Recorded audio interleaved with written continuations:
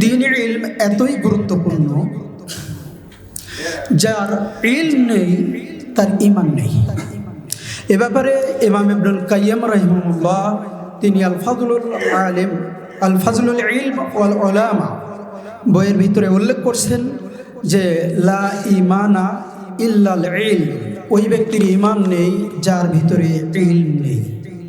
তাহলে ইলম অর্জন এতই গুরুত্বপূর্ণ যে আপনি ঈমান আনয়নের পূর্ব শর্ত হচ্ছে ইলম। আর আল্লাহ সুবহানাহু ওয়া তাআলা সূরা মুহাম্মদ 47 নম্বর সূরার 19 নম্বর আয়াতে এই কথাই বলছেন, ফাআলাম আন্নাহু লা ইলাহা ইল্লাল্লাহ। তাহলে লা ইলাহা ইল্লাল্লাহ বাক্য সাক্ষ্য দেওয়ার আগে জ্ঞান অর্জন করতে হবে, ইলম অর্জন করতে হবে।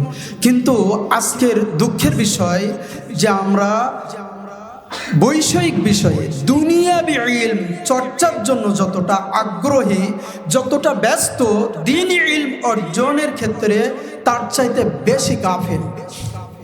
আমরা দ্বীনি ইলমকে মূল্যায়ন করি না, অথচ একজন ব্যক্তি দ্বীনি ইলম ছাড়া সে প্রকৃত মুসলিম থাকতে পারবে না। যার ইলম নেই ও অনায়াসে শিরকের মধ্যে নিমজ্জিত হবে, যার দ্বীনি ইলম নেই অনায়াসে বিদআতের মধ্যে হাবুডুবু খাবে, যার দ্বীনি ইলম নেই অনায়াসে হারামের মধ্যে পতিত হবে, যার দ্বীনি ইলম নেই সে অনায়াসে কুসংস্কার, অনাচার, পাপাচারের দিকে ধাবমান হবে। কিন্তু যার ইলম আছে সে এগুলা থেকে বেঁচে যাবে। কেন? ইলম তো আল্লাহর পক্ষ থেকে আল্লাহ প্রদত্ত নিয়ামত। সুবহানাল্লাহ।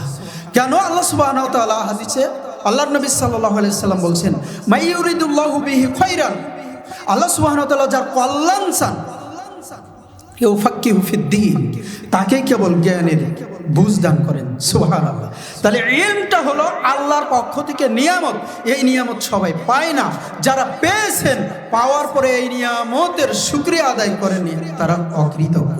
আল্লাহ সুবহানাহু ওয়া তাআলা এই জন্য বলছেন, ওয়াকালিলুম মিন ইবাদিয়াশ শুকুর, আমার বান্দাদের মধ্যে শুকর গুজার বান্দার সংখ্যা খুবই কম।